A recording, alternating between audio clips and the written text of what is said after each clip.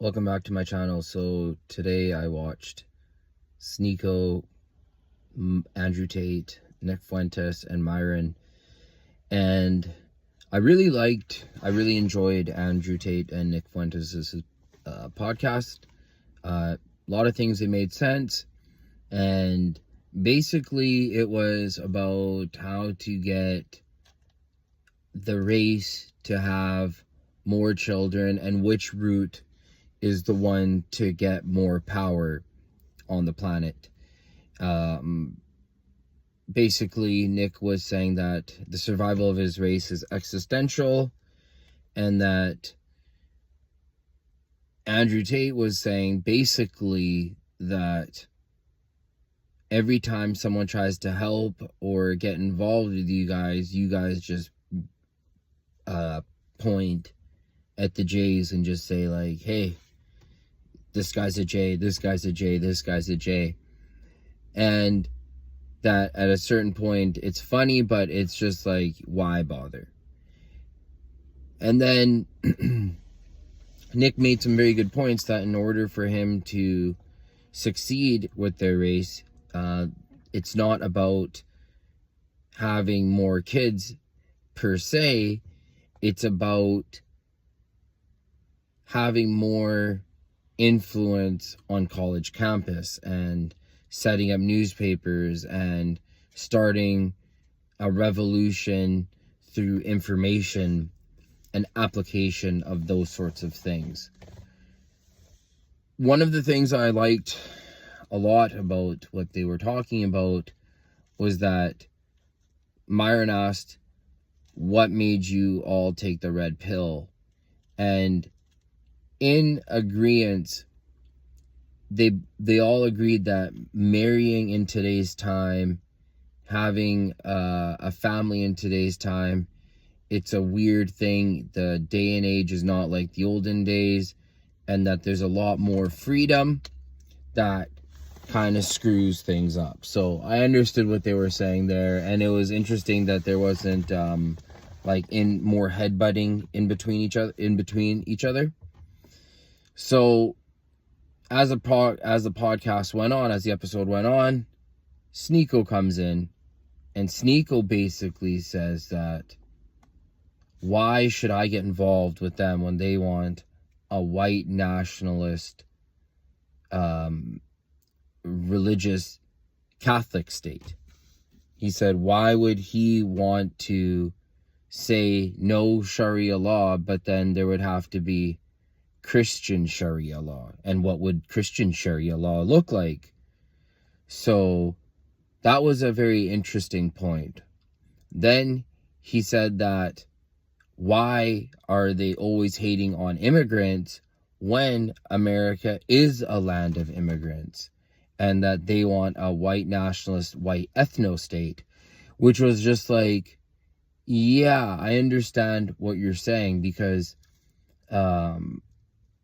what they're asking for is more in the open. Now we're getting to see exactly what do these people want. And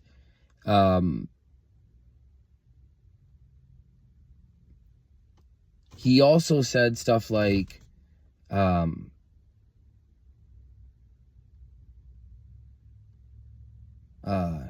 he questioned Myron on Myron's racism, and he basically said that, like, why would you want to live in an all-white neighborhood if you're gonna be laughed at or not taken seriously?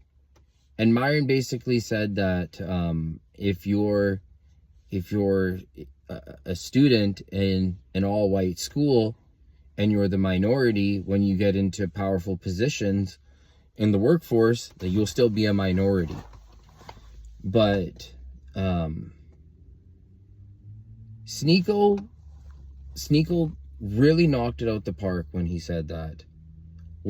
He said, these guys want a white national ethno state.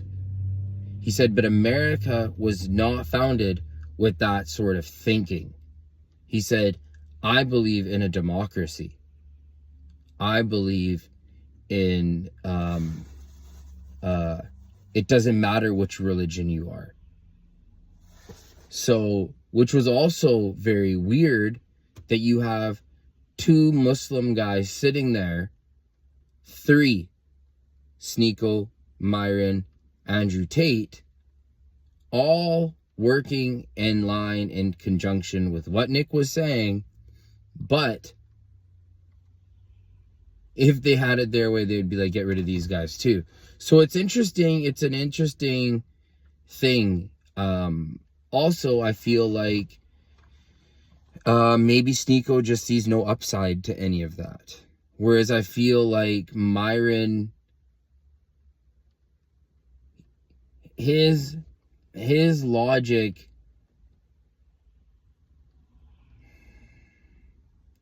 is right. Like he's right for being following stereotypes, but at the same time,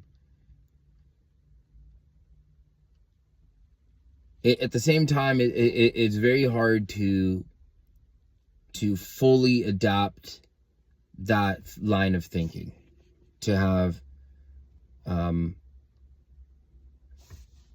that sort of thing, because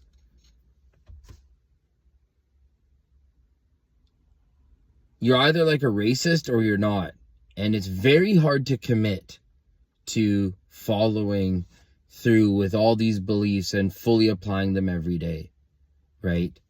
So it's also hard to point the finger at other people, say that these people look at these people like animals, but then you're saying that these people are like animals. So, you know, a lot of the thinking, Sneako poked a lot of holes in Myron's game today.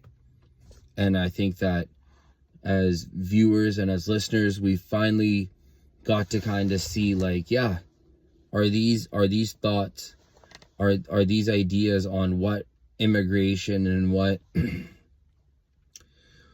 what the furtherance of Nick Fuentes' agenda in alignment with the Red Pill movement, what does this all really mean?